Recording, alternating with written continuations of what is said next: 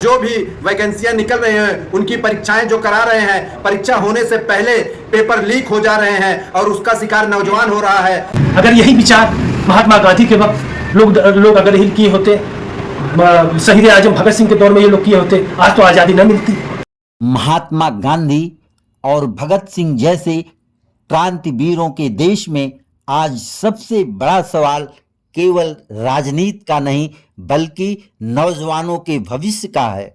देश का नौजवान सवाल पूछ रहा है, अगर कड़ी मेहनत के बाद पेपर लीक हो जाए तो वह किन सपनों के भरोसे जिंदा रहे। एक तरफ करोड़ों छात्र रात रात भर जागकर तैयारी करते हैं, दूसरी तरफ भर्ती परीक्षाओं पर बार बार सवाल उठ रहे हैं। पेपर लीक अब सिर्फ खबर नहीं है, अब एक गुस्सा है, बेचैनी है और सड़क पर नौजवानों की आवाज़ है। ऐसे ही सवालों को लेकर आजमगढ़ जिले की निजामाबाद तहसील के पास साहित्य से दोस्ती पुस्तक केंद्र पर अखिल भारतीय नौजवान सभा की एक बैठक हुई। ये वही नौजवान सभा है जिसकी स्थापना शहीद आजम भगत सिंह ने की थी। बैठक में भगत सिंह राष्ट्रीय रोजगार गारंटी कानून लागू करने की बात जोर शोर से उठाई गई।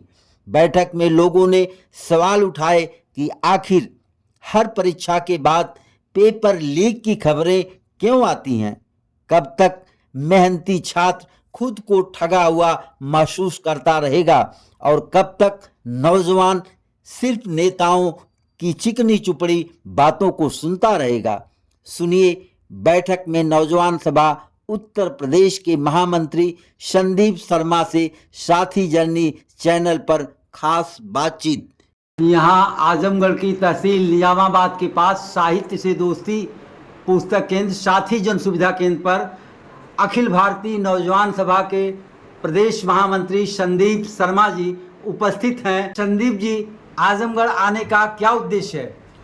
हमारा उद्देश्य है कि हम यहाँ नौजवानों को सक्रिय करके नौजवान सभा AIYF को मजबूत करें और देश में, इस जिले में, प्रदेश में जो नौजवान बेरोजगार हैं उनके सवालों को लेकर संघर्ष करें। नौजवान सभा के विकास की आप बात कर रहे थे, संगठन के विस्तार के लिए क्या कर रहे हैं उत्तर प्रदेश में?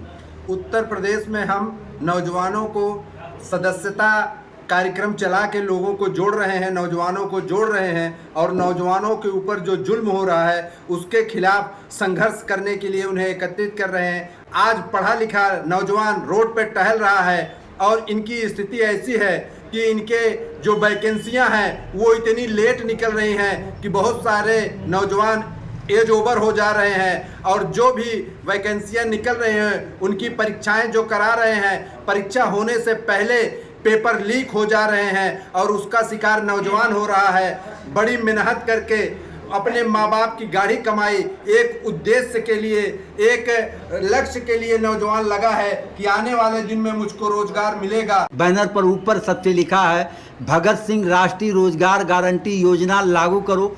ये क्या है? इसके लिए आपका संगठन क्या पहल कर रहा है उत्तर प्रदेश में? हमारा संगठन ये मांग कर रहा है और एक ऐसे आयोग की स्थापना करना चाहता है, एक ऐसे एक्ट की स्थापना करने की मांग कर रहा है जिसमें सरकारें कोई भी आए लेकिन उस कानून के तहत, उस एक्ट के तहत लोगों को रोजगार दिया जाए।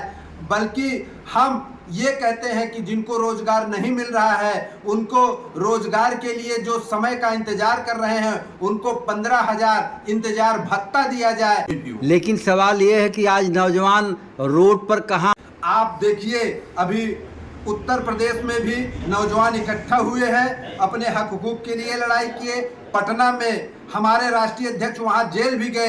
रेलवे की ही परीक्षा थी, रेलवे परीक्षा को लेके जब उन लोगों ने रेलवे का चक्का जाम किया तो उनके ऊपर मुकदमे किए गए। आज AIYF फिर से ये कह रही है कि जो रेलवे सबसे बड़ा रोजगार देने का स्थान है उसमें से 2% पदों की छटनी की जा रही है। इसका मतलब है कि 30,000 पद समाप्त करने की बात कर रहे हैं। छटनी में 70,000 नौजवान जो है वो खाली हो जाएंगे। तो ये सरकार की नीतियां एकदम से गलत हैं।